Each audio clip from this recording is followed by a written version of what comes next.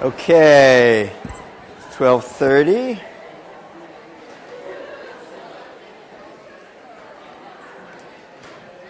So, does anybody in here know a student named Mark Summers? Is Mark Summers here? So I got an email from Mark Summers last night, and I assumed he was a student in this class, although I can't find him on the roster. But he sent me a great email that I wanted to share with everyone. It is. I'm not being sarcastic. It's a great email. And he sent me a quote, I guess, from a news story that I thought was very appropriate. The story starts with the name of a 14-year-old student. I guess her name is, we'll just call her Christy because I can't pronounce her actual name. And the story is, Christy, a 14-year-old from Truckee, California, has taken 3 days off from school so she could camp out near the theater in Westwood Village, neighborhood of L.A. She and her mother, Laurie, are two of the estimated 500 people who started arriving on Thursday with pup tents, lawn chairs, and sleeping bags in the hope of securing a good spot on or near the red carpet.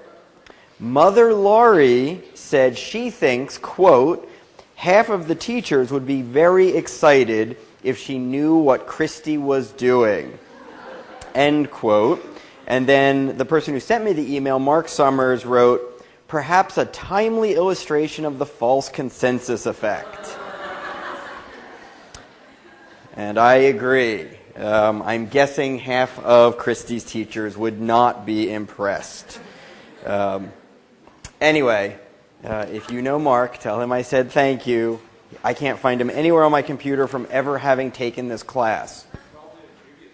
No, I looked in my previous grade lists and things like that. Can't find him.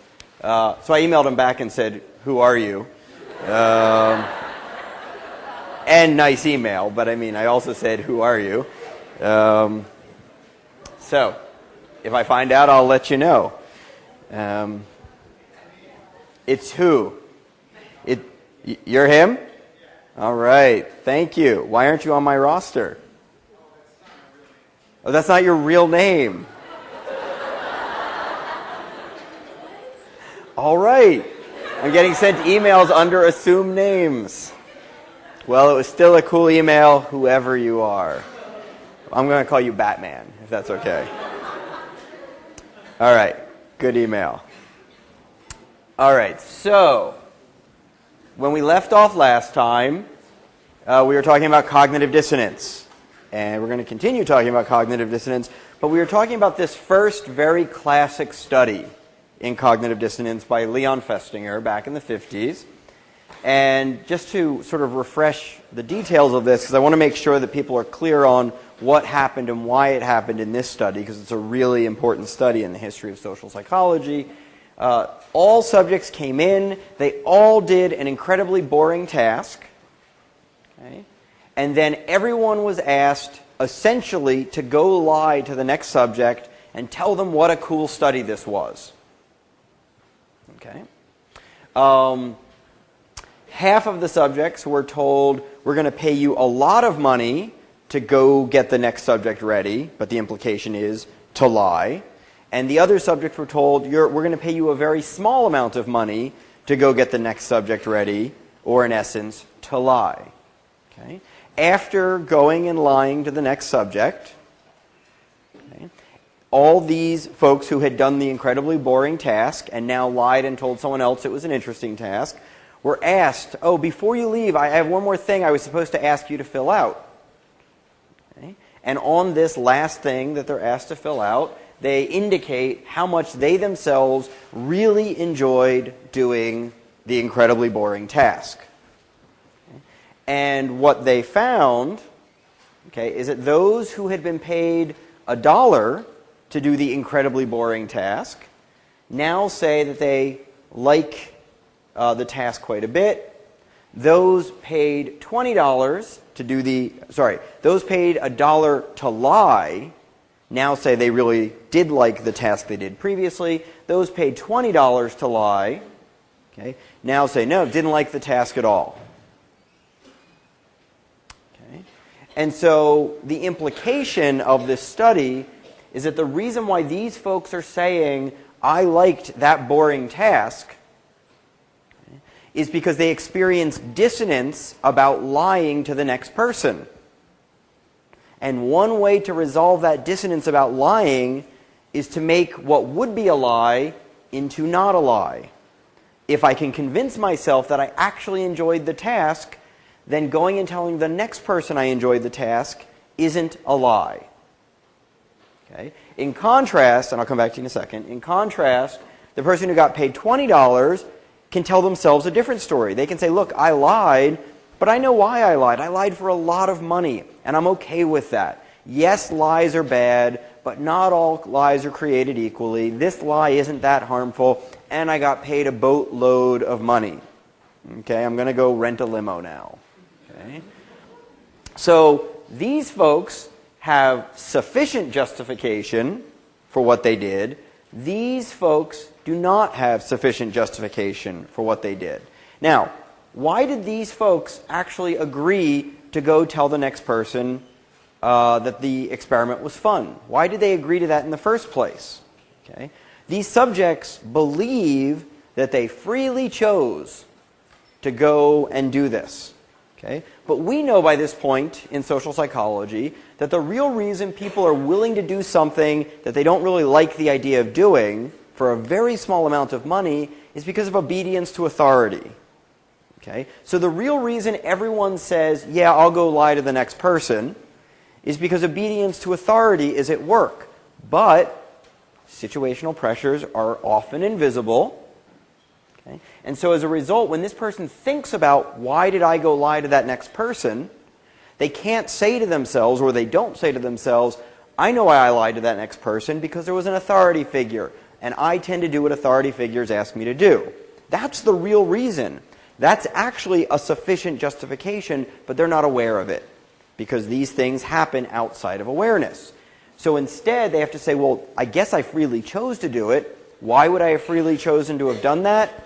That makes me uncomfortable. I'm going to change my belief about this, and by doing so, I eliminate the sense that I've lied. Okay, is there still a question in the front? Okay. So are there questions on this result, why this result came about? Makes sense. Okay, good. Now there are sort of 4 classic varieties of dissonance studies. That was the first kind. That's called the insufficient justification paradigm. Okay. I will not ask you on the exam which of these is an insufficient justification paradigm. I'm using these terms so that we have a way to refer to them. But I would never ask you, this would never be a choice. Insufficient justification paradigm, free choice paradigm. I just might use that to help introduce a question, and then I would describe the method itself. In the second of these, that is typically referred to as the free choice paradigm, this was done by Jack Brem, who was a student of Festinger's. Okay? And in this study, and hundreds of studies like it in the years since, subjects are asked to sort of rank some initial set of things. In this study, he brought in sort of stay-at-home moms, which of course in 1955, pretty much all moms were stay-at-home moms. He brought them in and he told them it was a marketing study about appliances. So we were looking at sort of how effectively various appliances kind of marketed themselves, sold themselves to people. Okay? So he showed them these 8 appliances, like a toaster and I don't know what else. They didn't have microwaves yet, but other things you could put in front of a person. 8 of them. Okay? And then each subject was asked to rank them from most liked to least liked. So what's your number 1 ranked appliance, number 2, so on down to number 8. So they do this ranking. And after doing this, the subjects are then told, by the way, as part of your payment for today, okay, we're going to let you take one of these appliances home with you. Okay? You're going to get one of these appliances as a gift. Now, it just so happens that we have 2 appliances that we have extras of, and you can choose which of those 2 you would like to take home. Okay, now this was a lie. They have all 8. But what they do is they always give the subjects what's essentially a hard choice. Okay? They give them a choice between the one they ranked number 4 and the one they ranked number 5. Okay? So these are two right in the middle of their rankings, and they're pretty similar to each other. So there's probably some things that they like about each, some things that they don't like about each. Okay? On average, subjects tend to choose the one they had ranked 4th, but not always. Sometimes people say, well, now that I think about it a little more, I'd rather have the 5th. Okay? So half of the subjects get to choose between the 4th and 5th ranked item, which ones they would like to take home with them at the end of the experiment. But the other half of the subjects are told, as part of your participation today, you are going to get one of these appliances to take home, and here it is. And they're just shown the one that they had ranked number 4, and that's it. So you have some subjects who are freely choosing between the items they ranked 4th and 5th, and other people who are just given the item that they probably would have chosen if given a choice. But here there's no choice. They're just given the item. Okay? And then a few minutes later, before they leave, the experimenter says, oh, by the way, we just want you to rank these one more time for us based on just however you're feeling right now. So just rank them 1 to 8 based on however you're feeling now. So they rank the 8 appliances again.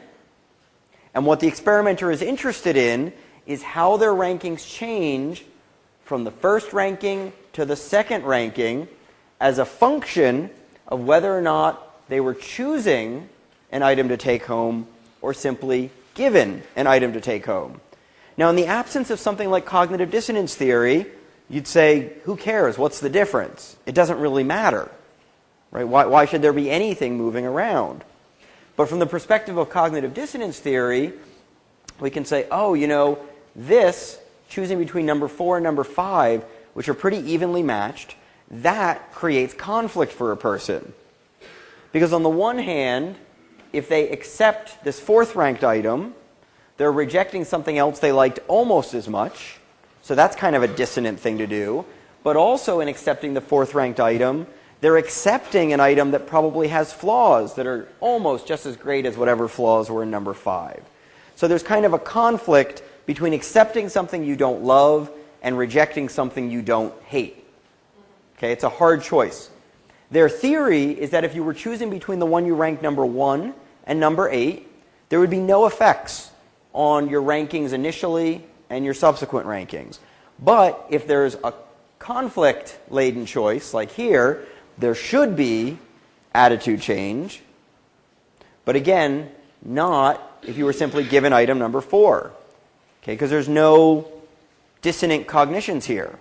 So the dissonant cognitions, just so that you have a sense of what they might be in this case, I spelled them out for you. The selected item is chosen freely, and it has some weaknesses, things you might not want. And the rejected item has some strengths that you would have liked to have gotten. So there's this conflict there. And what they find, okay, it's actually a little hard to see these. Somehow the color didn't come out so well.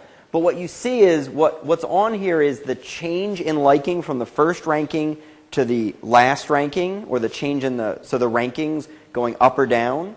So what we see is the item they selected when they got to choose went up about 1.5 ranks in the re-ranking. So it went from 4 to somewhere between 2 and 3 in the re-rankings.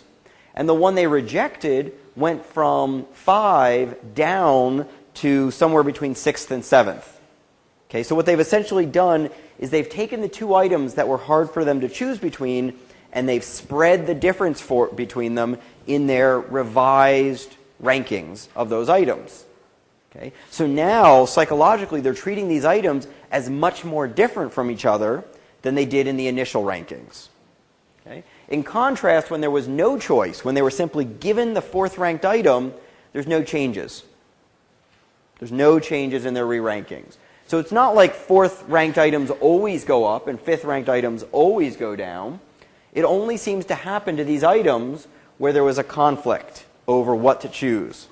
And the idea, okay, is that by separating these two in one's re-rankings, okay, we've now made the choice much less dissonant. Now there's a clear choice, because if you had initially given me the item ranked second and asked me to compare that to the item ranked 6th or 7th, I'd say that's a no-brainer. That's easy. There's no dilemma there. And so what they've done is they've revised their impressions to create a conflict-free choice in retrospect.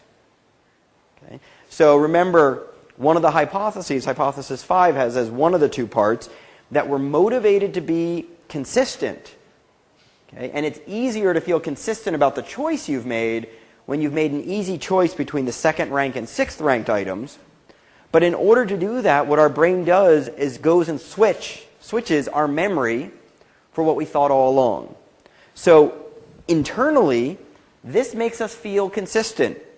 Externally, this makes us look like we're rationalizing and changing how we feel about things after the fact to make it fit with the events as they happened. Okay, was there a question? I answered it. Perfect. I was hoping I would. Yeah. Do people realize that they're doing this? It's a good question. Okay. We're going to come back to that towards the end of this lecture. That was actually the first major thing I studied. That's actually why I have a job here at UCLA, because I asked that question. And so we'll come back to that at the end. So yeah, that's a great example of the reasonable person standard, me saying that's a great question to her when it was the question that I asked 15 years ago. So yeah, of course I think that's a great question. But I do. I think it's a good question. All right. So the third of these types of cognitive dissonance studies might be characterized either as the hazing or initiation rites studies, or they're often referred to as the effort equals liking studies. And what that means will become clear to you in a moment. So this was done by Elliot Aronson back in, I think, the late 50s. Okay. If you ever see the book, The Social Animal, it's one of the most famous books in the history of social psychology. He wrote this book, I guess, sometime in the late 60s, and it's in its 12th edition or something. This is the study that probably got him the most attention. And in this study, he had women showing up because they had been invited to join a women's discussion group. And I have no idea what the discussion group was supposed to be about. Not important. The key thing is that he set them up, okay, and told them that in order to actually get into this group, you have to pass a test. Okay? And in one group, there was just some simple control task. Okay, maybe it was just reading a paragraph out of a GRE type of paragraph, something boring, innocuous. Okay, just read that out loud. And the idea was, we want to make sure that people are sort of good readers and can speak clearly. That's what they were told was the purpose of this test. If you're going to be in this discussion group, we want to make sure you can do that. There was another group that was given a mild initiation, where they were given a paragraph to read, and it had some mild taboo language, sort of the kinds of things that you can barely get on TV, but you can get them on sort of ABC, NBC, CBS TV, whatever that was back in 1958. I don't know what that was, like maybe using the word mom instead of mother was slightly taboo language, I'm not sure. But the key thing is that was then in comparison to a severe initiation in which they were asked to read a paragraph that contained, for the time, very taboo language. Okay? So they are in one of these three conditions, and then they're all told, okay, great, you're in the group now. And then you go in and have a discussion with this discussion group. And after you're done with the discussion, you come back out, and you're asked to fill out a number of different things. And one of the questions people were asked is, how much did you enjoy that conversation you had in the discussion group? Okay. So they rate how much they enjoyed it. And the reason dissonance is relevant here is because, on the one hand, women in 1958 were likely to think, I'm a traditional person who speaks appropriately in public, because they were reading these out loud in public in front of other people they didn't know. But on the other hand, they think to themselves, I freely engaged in inappropriate public speech. Now, we as social psychologists know they didn't freely engage. We as social psychologists know the reason that people in the severe initiation condition read this paragraph was because of obedience to authority. Okay? But they don't know that because situations are invisible. Okay? So when they think about what they've done, this is how they have to probably construe the behavior they've engaged in. They believe that I chose to do that. And at some level they did, but it's probably not accurate to say they freely and sort of in an uninhibited way chose to do that. Okay? So there's sort of dissonance there between those two cognitions, and that dissonance leads to those in the severe initiation group saying they really like the conversation, significantly more than the folks in the control and mild initiation groups. Okay? So they had to work harder. They had to violate some norm of their own in order to get into this group. And as a result of that, they then said, I really liked that group. I really liked that conversation. And the reason this reduces dissonance is because by saying this is the best group ever, I can't believe I got into such an awesome group, it creates a sufficient justification. Okay? They can say, wow, you know, I don't like speaking in a taboo way in public. And that's not really my thing. But if I'm going to get into the best group ever, I'm willing to do something extra. Okay? But the way that this happens is, it's not that they ahead of time knew that this was the best group ever and they would work harder to get into it. Instead, they retrospectively are changing their understanding of the group to justify the inappropriate behavior that they engaged in. They're rationalizing. At least that's what it looks like from the outside when you compare these three folks. And so this is why these are sometimes referred to as the effort equals liking study.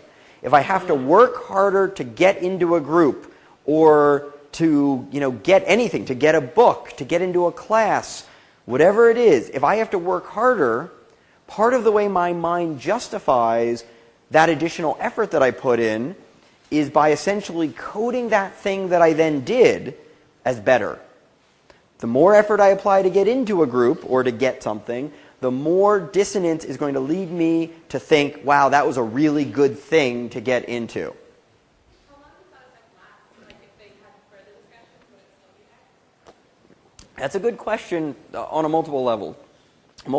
We don't know how long an effect like this lasts because social psychologists almost never care about what happens 5 minutes after the study's done. Okay? This is one of the big, real profound, I think, flaws in almost every study that I'm going to tell you about this quarter, is that we don't know if this would hold up, 10 conversations later with the same group. My guess is it would, but not necessarily because of dissonance, but because once you initially encode the group as being the best group ever, that sets in motion a series of other sort of self-fulfilling prophecies. You engage the group in a different way, and if you're more motivated, that might actually make the group a better group, and all these things that might follow. But there's a lot of effects that we look at where we establish that something happens because we're interested in what are the basic psychological mechanisms, but there's sort of more applied questions about how much do these things affect long-term consequences in the real world, and social psychologists almost never look at those things. Okay, the last of the dissonance types of studies, the big obvious implication, and the reason I always talk about this one in this class, is because this study is a beautiful illustration of why fraternities and sororities have hazing, right? It really explains why, yes, it's fun to haze people. There's no question about that, whether it's, official hazing in the context of, fraternities, sororities, whatever, or just someone that you're sort of giving a little bit of a hard time. That can be fun in itself, so I don't want to discount that part. But it also serves a really important function. If you have to work harder to make it in the Marines, if you have to work harder to get accepted into a fraternity, that's going to lead you to be far more bonded to that organization because our brain justifies the things that we work hard to do. And that's probably the best evidence, actually, that this does have long-term effects, because we know that people do end up super, super bonded to those kinds of organizations when there's a really high bar to getting into those. It's messy because obviously those folks were really motivated to get into the fraternity, but having them have to work even harder to get in, I think helps promote that. And that's one of the things I think this study probably demonstrates. All right, the last of these kinds of studies are called the counter-attitudinal essay studies. And these were done by Darrell Bem. So remember, we talked about Darrell Bem before when we were discussing the philosophers and in particular Kant. Darrell Bem was the psychologist, is the psychologist, who came up with the idea of self-perception theory, that sometimes we know ourselves by looking at our own behavior. Okay.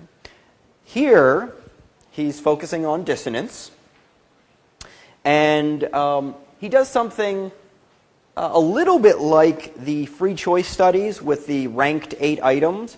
Okay? So there's a parallel here, but it's different. Okay?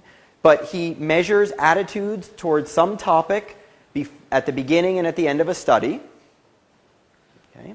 And so in this study, let's imagine that people are asked, they go to UCLA, they go to this classroom, and they say, how do you feel about the idea of raising tuition for next year? Okay, on a scale from 1 to 20, how much of a good idea do you think it is to raise tuition next year? And of course, undergraduates typically say, not a good idea, right? So they say, nope, don't like that. My attitude is negative towards that idea of raising tuition. And then, okay, he asks them to do something. Just like in the free choice study, they're asked to sort of freely choose to do something that's going to create dissonance. In this case, the subjects are asked to write a counter-attitudinal essay on topic X. So here, they're asked to write an essay on why raising tuition next year would be a good thing. Okay? Some people are told, some people, the experimenter says this to some of the subjects. They say, okay, we're having some people write pro-tuition essays where it's about increasing tuition, and we're having some people take the sort of anti-position where they're writing on why you shouldn't raise tuition. You've been assigned to the pro-tuition raising position. So you are required to spend the next 10 minutes writing an essay on why raising tuition next year would be a good thing. These folks do not feel like they have any choice. They feel like I'm in an experiment and I have to do this, but they know that they've been coerced to do it. On the other hand, there's another condition where sort of sly social psychology comes in. And here, the experimenter says, all right, we're having people write essays about these two positions, okay? And you can choose yourself which essay you want to write. But here's the thing. We already have more essays than we need for the anti-position. See, we need 50 and 50 essays, and right now we have 50 people who have already written essays saying why raising tuition is a bad thing, and we really need some more essays on why raising tuition would be a good thing. So, you know, if you wanted to, that would be really great. It would really help us out. Okay, but it's your choice. Your choice. Okay? And most of the people, but not all, but most of the people in this condition choose to write the pro essay, and they feel that they've freely chosen to do it. Okay? Now, they throw out the data from anyone who writes the anti-essay because they're only interested in what happens if you write the pro essay, either when you feel forced to do it or you feel that you've freely chosen to do it. It's your own free will. After doing this, at some point after doing it, they measure your attitude again. Okay? And what they're interested in is, do you become more in favor of topic X, in this case raising tuition, okay, as a function of having freely chosen to do something that's inconsistent with your own attitudes on that topic. And so here the dissonant cognitions are A, I'm against X, I'm against raising tuition, but in this condition, I feel that I freely chose to write an essay in favor of raising tuition. So these two cognitions are in conflict with one another. Okay? So the basic finding from this that has been shown again and again and again and again with lots of different attitude topics is this. So some people write no essay, and from before to after, they show no attitude change. So you can't really see it, but there's a little basically flat line yellow bar here, so that if they wrote no essay at all, and you measure their attitudes at 2 different times, their attitude stays the same. I was against it when we started, I'm against it now. If they feel coerced, they show a little bit of an increased attitude change from the first attitude rating to the second, but not much, and this isn't significantly different than 0. But if subjects feel that they freely chose to write this essay in favor of raising tuition, they now have a significantly more positive attitude towards raising tuition next year. Okay? Significantly more positive. Now, I don't remember what scale this is on. This might be on a 1 to 30 scale, in which case their attitudes might still be relatively negative. So that's not the sort of end point of their attitude is less important. What's more important for the purpose of understanding this dissonance process is that their attitudes reliably change in the direction of an essay that they freely chose to write, and it's an essay that they wrote that's in contrast to their sort of previously stated attitudes, their basic attitudes, because there's dissonance there. Now, there's been many, many studies using this paradigm, but Bem and McConnell did something special in this study that makes it my favorite study of this type that's been done. The first thing to know is that while they had people give their initial attitudes and write the essay on one day, they didn't measure their final attitudes until a week later. A week later, they had the same subjects come back into the lab, and the first thing they asked them is, what's your attitude towards raising tuition? Okay, and that's where these results come from. So this is from a week ago to now. And I wrote an essay a week ago, and now my attitude has changed. So I guess this one answers your question as well. They looked at a week apart. Usually, they do this all in one testing session in the course of an hour. But in this particular study, there was a week delay between when they wrote the essay and when they gave their final attitudes. The reason why this is really interesting is because they then asked subjects, okay, for this next one, don't tell us what your attitude is towards raising tuition now. What I want you to do is remember what you told us your attitude was a week ago, before you wrote that essay. Okay? Remember you came in a week ago, you wrote that essay. Okay, we're not going to talk about the essay, but you wrote that essay. And before that, we asked you, what is your attitude towards raising tuition? Tell us, what was your attitude then? And so what I'm going to show you here is what's referred to as the attitude recall error. This is the discrepancy between their initial attitude and what they now say was their initial attitude. Okay. So let me walk you through this so you're really clear on what we're seeing here. Okay. In each case, people are essentially saying the attitude that they now have after having written the essay is the same attitude they had a week ago before they wrote the essay. Okay? So these folks who don't change their attitude are pretty good at saying what their old attitude was because they still have the same attitude, and they're saying, yeah, I have that same attitude. It hasn't changed. I said 5 a week ago. I think it's a 5 now. My attitude hasn't changed, so I'm going to say 5 again, and they're pretty much right. Now here, in the big error condition, these folks are saying, okay, in reality, let's say they said 5 on a 30-point scale a week ago. So all these folks a week ago said 5. So these folks actually said 5, but now they've changed their attitude by 10 points. Right? This is how much they've changed. So now their attitude's a 15. So they were 5 a week ago, now they're a 15, and when you say, what were you a week ago, they say, I was a 15. Okay? They're saying they've always had the same attitude. It hasn't changed. Okay? So they're changing their attitudes by 10 points, and now they're mistaken about what their old attitude was by 10 points. Because they think they've had the same attitude all along, and so they're using their current attitude to figure out what their old attitude was. Okay? They're not introspectively pulling out the truth of what their attitude was a week ago. They're doing something that's inferential. They're saying, well, if I'm a 15 now, I was probably a 15 a week ago. So each of these groups is as exactly mistaken as how much they've changed their attitudes because of the dissonance process. Okay? So sort of going back to the question that was asked here, this really starts to raise the question of, are subjects aware that they're changing their attitudes as a result of the dissonance process? Are they aware of that? Okay, we're going to come back to that, but this was one of the studies when I was in graduate school that I read that made me think, geez, maybe people aren't aware, because if they knew their attitude had changed, they would be more accurate here when they were asked about their old attitude. Okay. So the general finding here is that people are changing their attitude to be more consistent with their essay writing behavior. That's a basic dissonance effect.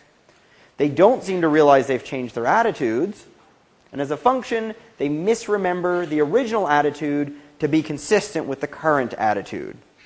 Okay? So again, there's this sense of, I've been consistent all along. Nothing's changed about me. I believe what I've always believed.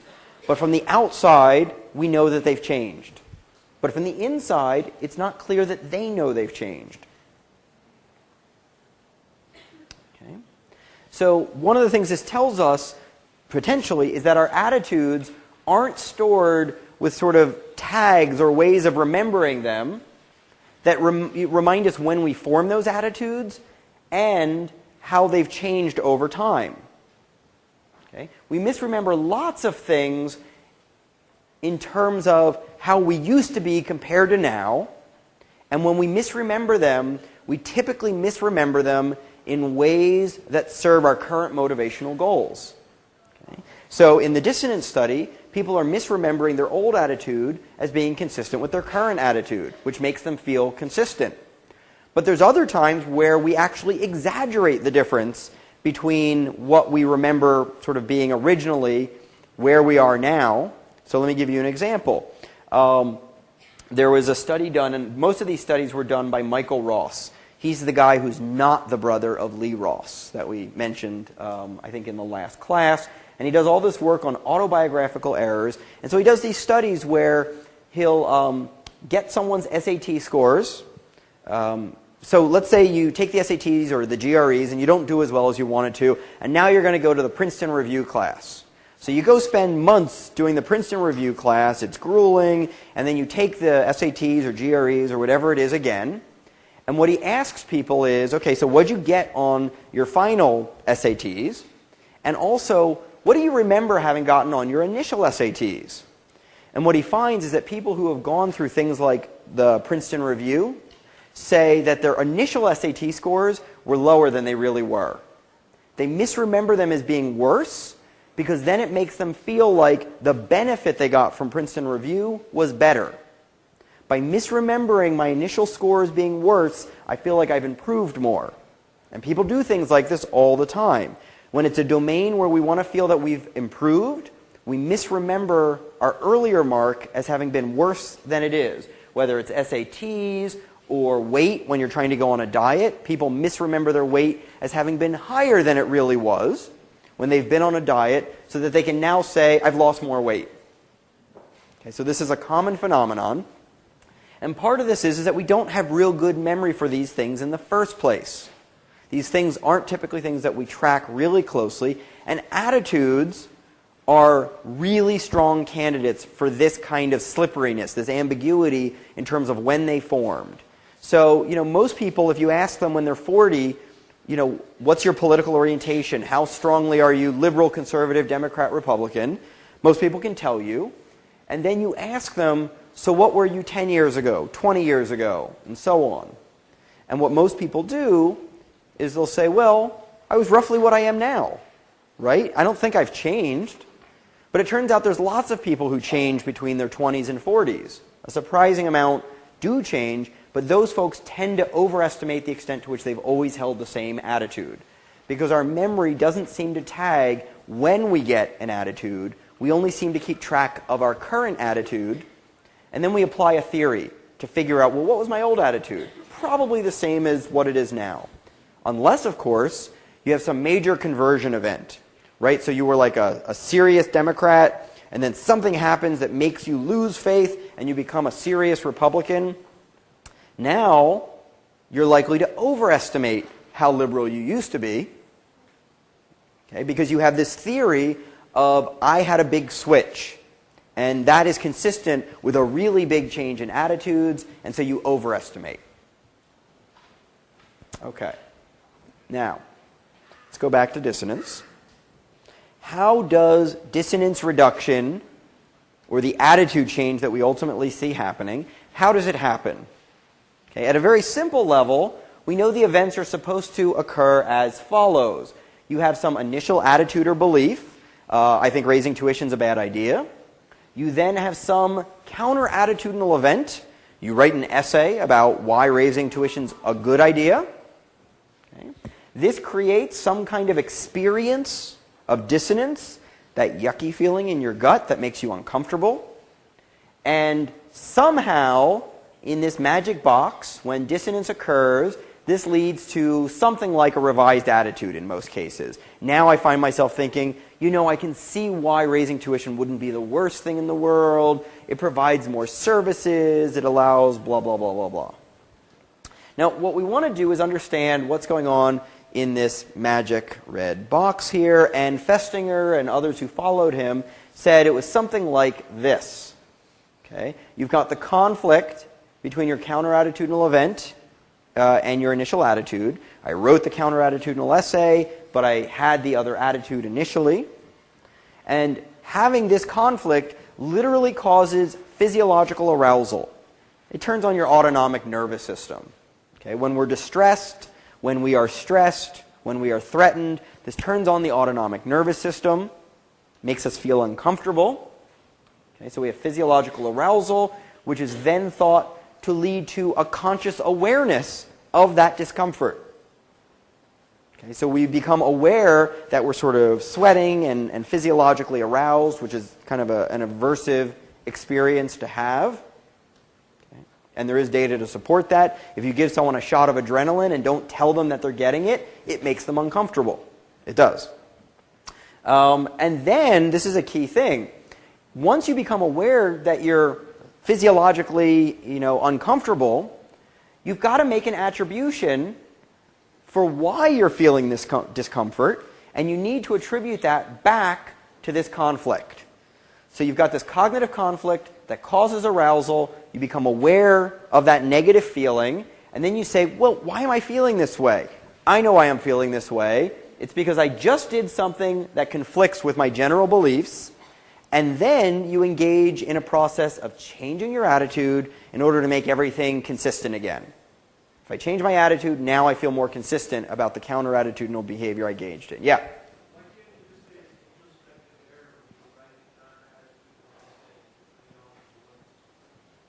No, that's a good thought, right? So maybe it's just an introspective error. So now let me ask you, though. Do you think if I asked you to write an essay on why raising intuition's a good thing, do you think that, even though you might try to list some things, would get you to change your true beliefs about it? Right?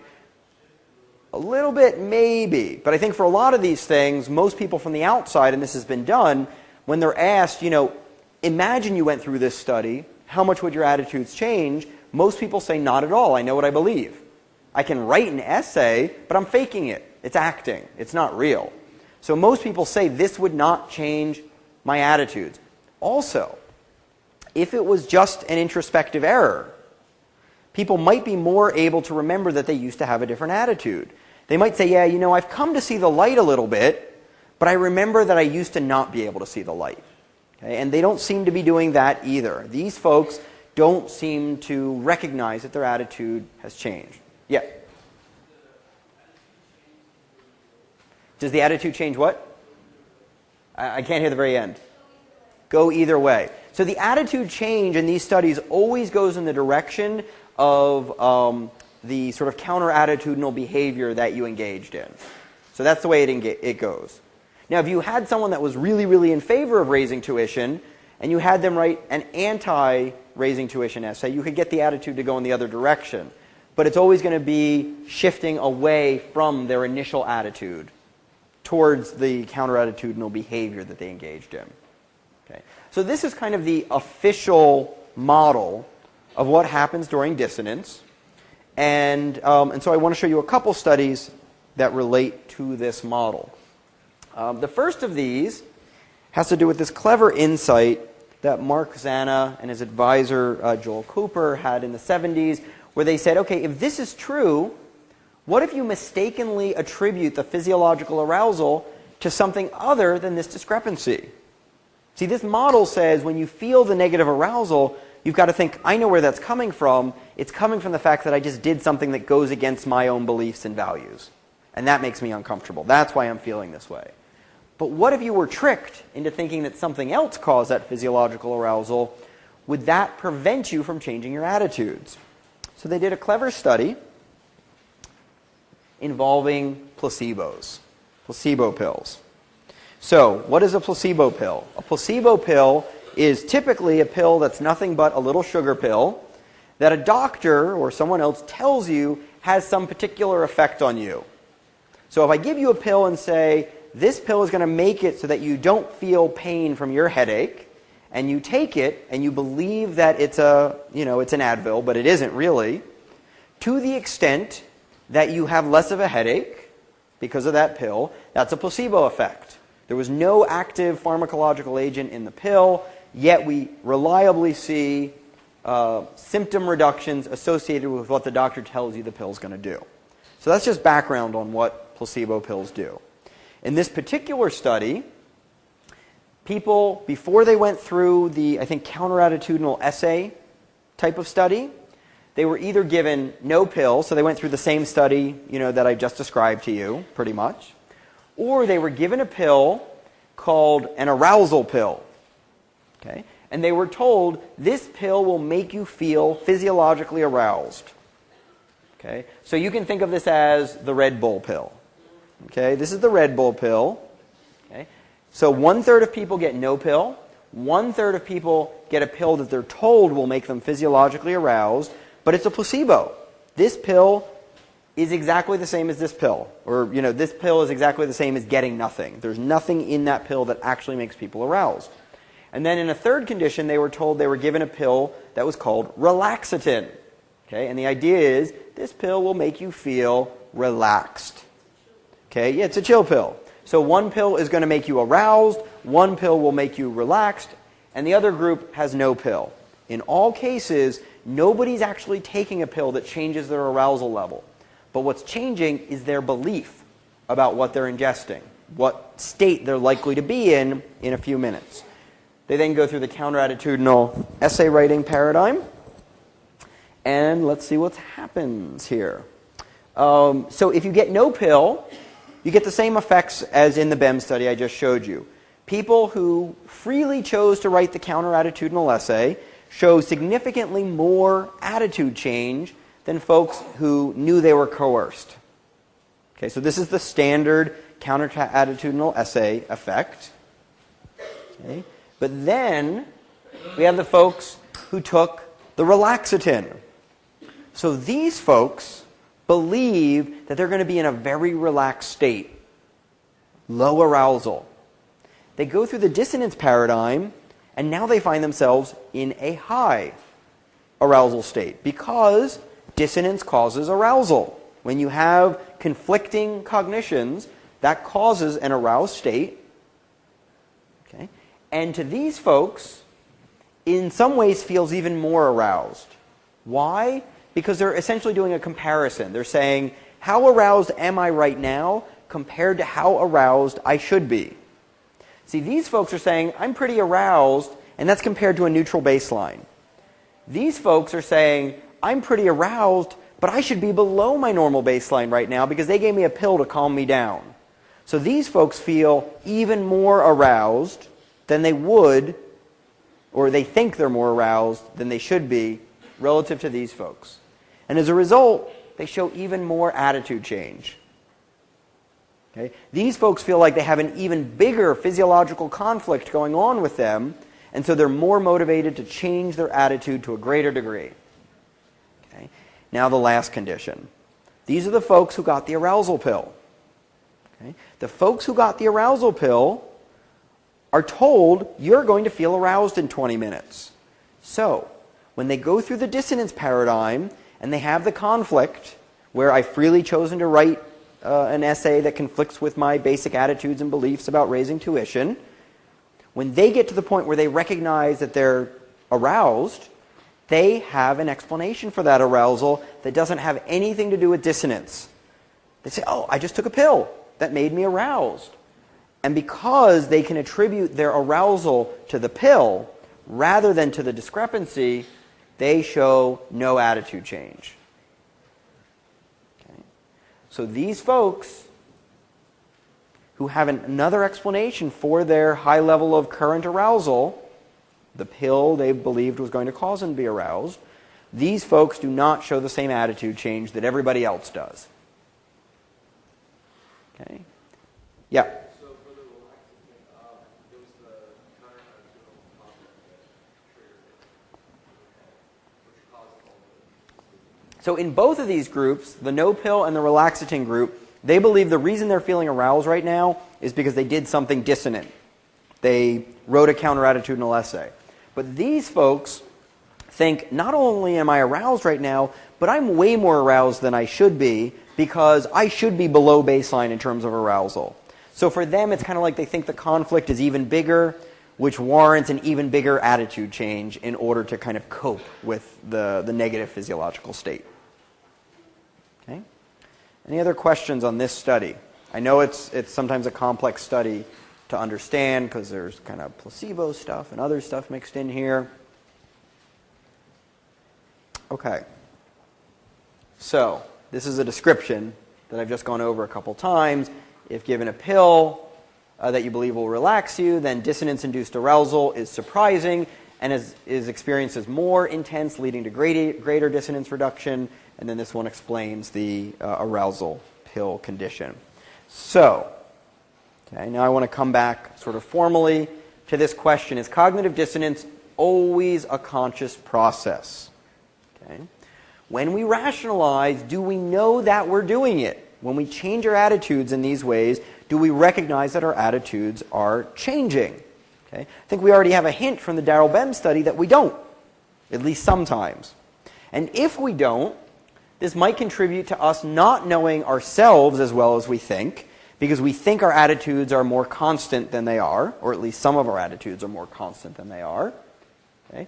And it also might contribute to our misunderstanding of others, because we see them from the outside rationalizing, and we think to ourselves, man, what's wrong with you that you can't just acknowledge what we both knew was true last week?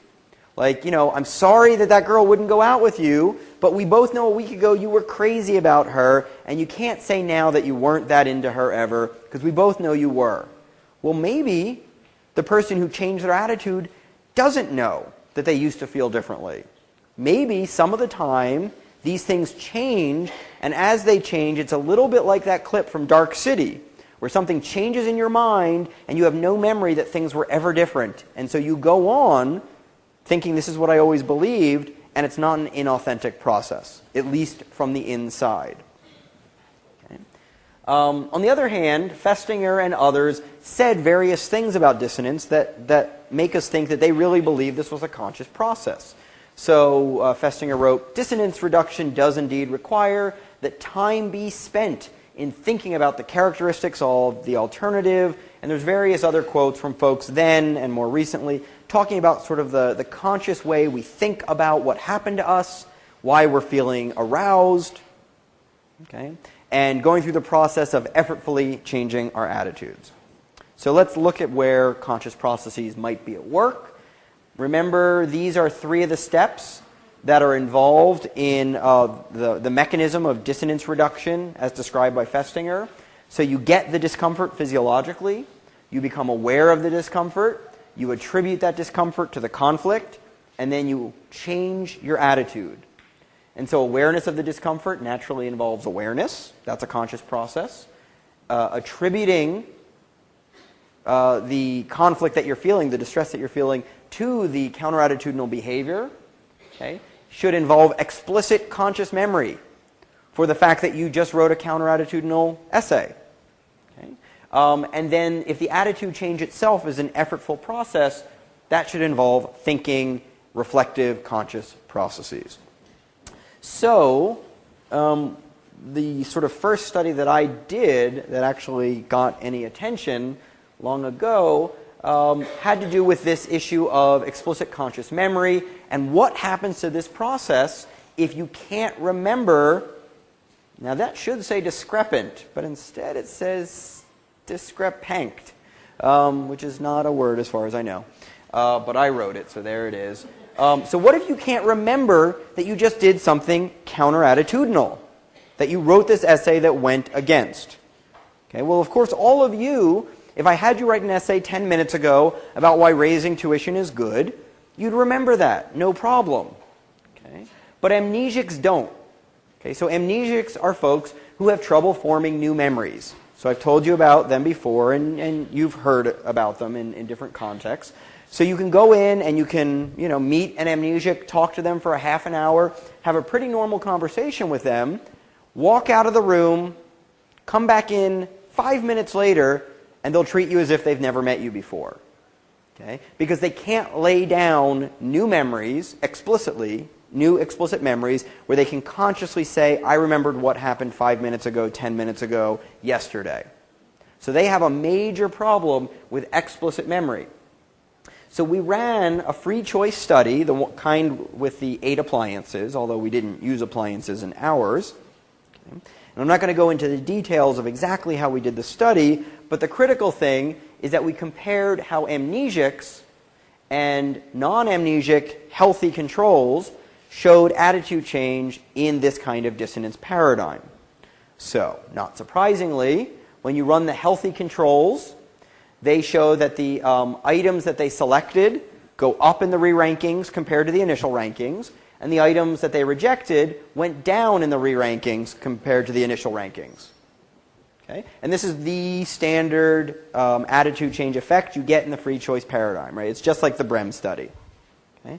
So what do our amnesic subjects do? Well, they actually show the exact same effect.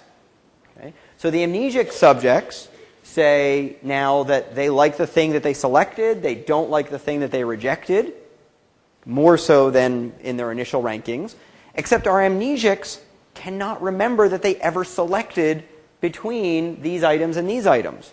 And we tested that. So we showed them the 2 items.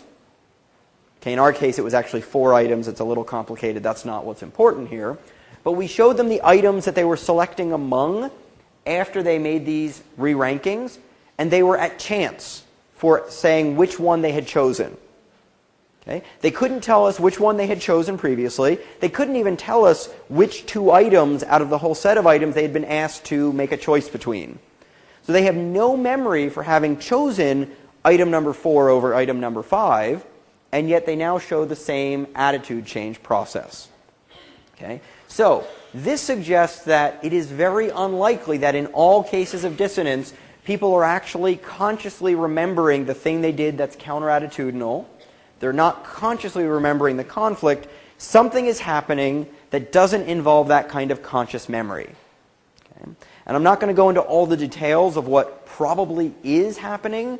For those of you who are sort of on the cog-sci end of things, maybe majoring in cog-sci, what we think might be going on here is something that's referred to as a constraint satisfaction process. But I'm not going to go into details, and trust me, I won't ask you about constraint satisfaction on the final. If I do, you can hit my thumb with a hammer. Okay? Fair enough. I said that on tape. Go ahead. So this suggests that there's a major hole in the sort of standing theories of cognitive dissonance. We also wanted to test this another way. So this time we did a study where we used cognitive load versus no cognitive load. So this is where you're rehearsing an 8-digit number, although that's not how we did it in this study, but it's kind of the same idea. And so folks who aren't rehearsing the 8-digit number show a spread between the ones they rejected and the ones they, the ones they selected versus the ones they rejected. Okay? And also the folks who are under cognitive load show a similar spread.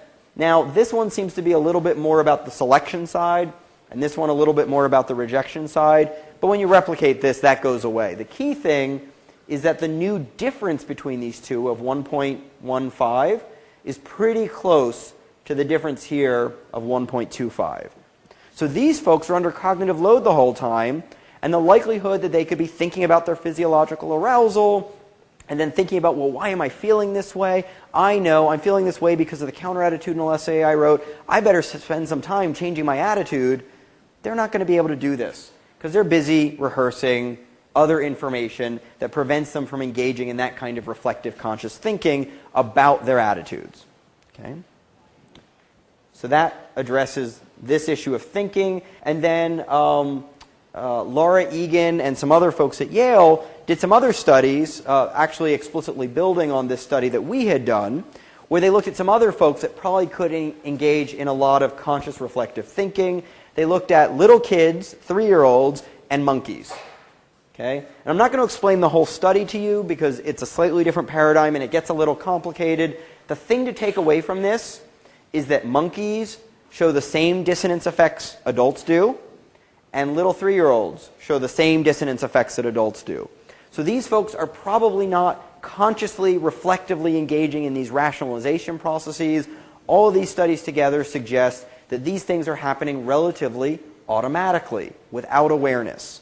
And it makes sense that if your attitude is changing automatically, you wouldn't recognize it. And so when you're later asked, what was your old attitude?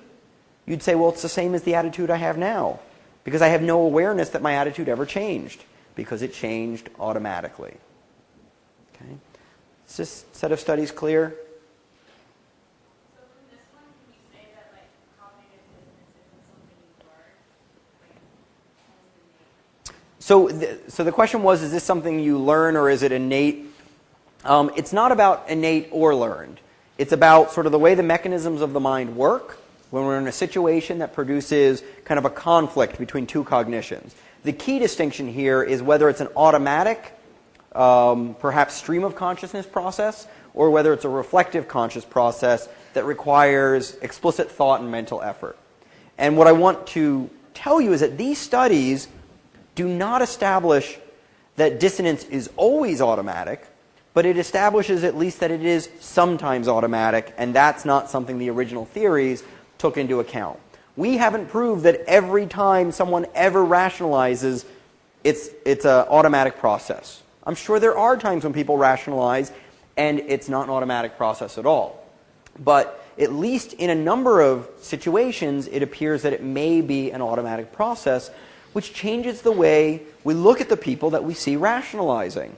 If you see someone rationalizing, don't assume to yourself that they know that their position has changed. Okay? They may not. In the same way that we have subjective construals that allow us to see the world differently from one another without realizing that we're probably seeing the world differently, the same person sees the world differently at different points in time before and after the dissonance processes have kicked in, and the before person and the after person don't realize that they have different positions. Okay? So when you look at that person from the outside, don't assume that they're just choosing to tell lies now. I mean, maybe they are. If they're a politician, they probably are. Okay? But if they're not a politician, if they're just one of us, there's a chance that they may not actually know. So the last thing I want to say here is I want to make the connection back to objective self-awareness, because probably for some of you, you've been thinking, some of these things sound a lot like the kinds of things that were looked at in objective self-awareness, or maybe it was just sort of rattling somewhere in the back of your head without you really explicitly making the connection. But in both cases, you're dealing with kind of a conflict between sort of some behavior and your sort of attitudes, beliefs, and values. Now, in objective self-awareness, typically the behavior hasn't occurred yet. Well, sometimes at least, right? So sometimes you're debating whether to cheat, whether to take more candy, and objective self-awareness can prevent you from engaging in the bad behavior. Okay? Or, objective self-awareness says, if you've already engaged in the bad behavior and you're made objectively self-aware, you might leave the situation or just feel worse about yourself. Those are kind of the options that were discussed in the context of objective self-awareness. Cognitive dissonance theory, CDT, suggests that there's another way to essentially escape objective self-awareness. This extra way that we have to escape is that we can revise our beliefs, attitudes, and so on, so now our behavior in retrospect fits more with our attitudes and beliefs that we think we've always held, but we actually just got. Do I think that there's a module responsible for that? Mark Summers.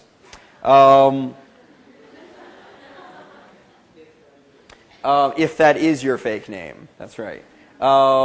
So we've done some fMRI studies on this now. So I mean, we have some data. I don't actually believe in modules in the sense that I think evolutionary psychologists sometimes think about them, or Jerry Fodor, who kind of came up with the idea in the 80s, thought about them.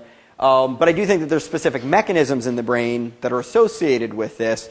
And I can give you a copy of the paper that we've written on this.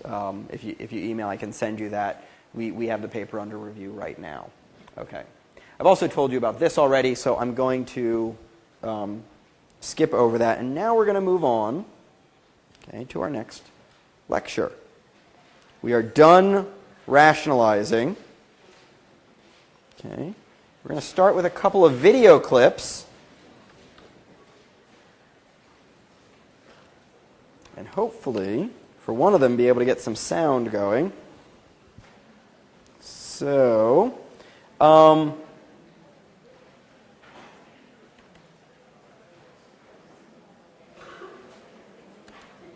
okay, so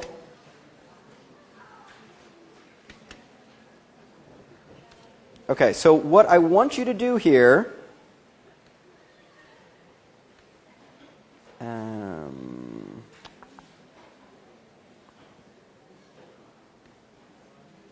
okay, so I'm going to show you this little video here, and I just want you to watch it and pay attention. Simple little video, just watch. It lasts, I think, about 40 seconds or so. Here we go.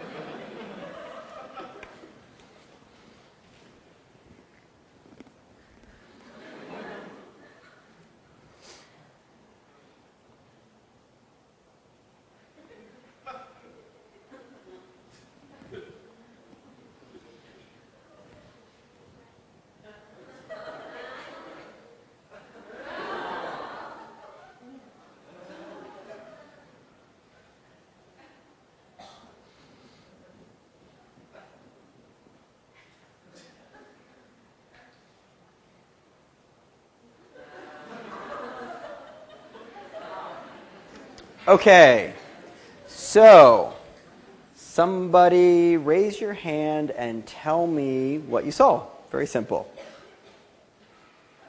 Somebody, what'd you see? A triangle bullying another small triangle. And what about the circle? The circle hides. Okay, what else? In the back, yep. They seem to be in a relationship with each other. And where's the big triangle fit in? He's the other man. Right? So the two triangles are fighting over the circle. Okay. Anyone else? In-group, out-group, and how alliances are formed, and then... That's what you saw? Man, okay. Okay.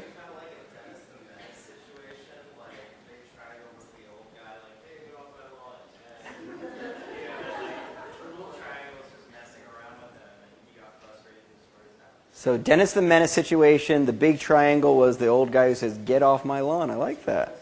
Yeah, okay. Anything else? Did anyone see sort of parents and children? Yeah, okay. So you get sort of about 10% of people who say they see parents and children, although you get more of that if you show this to an audience of people who are parents who have children. How many people saw some kind of like sort of romantic triangle where there's sort of the two triangles were fighting over the circle? Okay, good chunk of people. So you usually get 50% or more of people who see it that way. Who was the meanest of the three The big triangle. And who was the most scared of the three? That's right. And what did the small triangle want? Freedom, to protect the circle. The circle wanted to protect the small triangle. All right. Okay, so the key thing to understand here is that you're all wrong, of course, because they're triangles and circles made out of felt. Okay? So nobody was chasing anybody. There was no romantic relationship. Okay, the people who made this video made sure that the felt all stayed in different boxes. They had never met each other before they were in this. Okay? Nobody wanted to do anything in this video. Nobody was a bully. Nobody was the tough one and nobody was the weak one because they're little pieces of felt. Okay, little pieces of felt don't have intentions, desires, experiences. Okay, this video was made in 1944 by Fritz Heider. He was the guy who came up with balance theory that we talked about 2 lectures ago. It's referred to as the fighting triangles. And the critical thing here is that when we look at this video, we can't help but see what's in this video in terms of human mental states, thoughts, beliefs, desires, personality, right? We can't help but immediately see these events in human social terms. Okay? Anyone want to guess who doesn't see this that way? What group of people don't see this that way? Children see it this way. Who doesn't? Autistic kids. So kids with severe autism are the only people who, when you ask them to write down their description of what they saw, they say, there was a triangle that moved up, the triangle moved left, the circle did this. And it's all in non-psychological terms. Okay? Also, people who have what's damage to a region of the brain called the amygdala, if they have that damage essentially when they're an infant, not when they get it as an adult, but if they have it when they're a very young child, they also misdescribe this just in terms of physical movements. Okay? But for the rest of us, this is the example that since the beginning of the class, when I referred to the fact that we don't see snakes and decide they're dangerous, we see dangerous snakes. That's what you were all doing here. You were seeing a bully. You didn't say to yourself, there's a triangle, and if I had to describe it in psychological terms, I would apply the label bully to that. Right? That's not what you did. You saw a bully. Everyone sees a bully, or they see some other narrative that has some coherent piece to it. Okay? I want to show you one other brief video, and then we'll end. This didn't used to be in my lectures, but it's a commercial that I saw.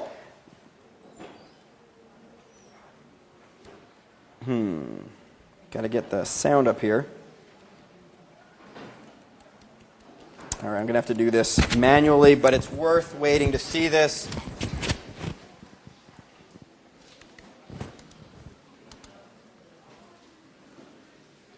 Okay. This is IKEA. Wait a second. Whoa, whoa, whoa. Okay, I'm going out of full screen. This isn't working.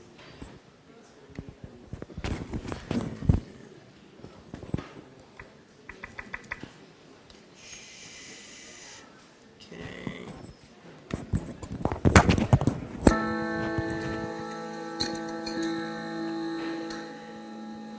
Are you getting the sound? Okay.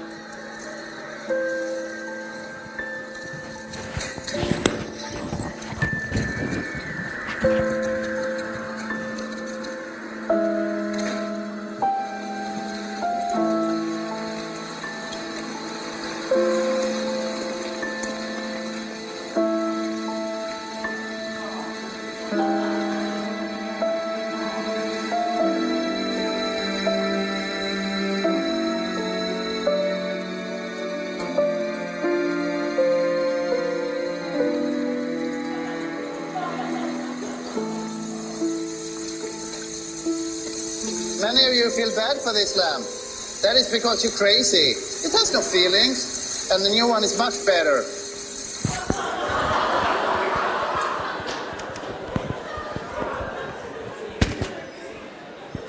Okay. We'll discuss next time.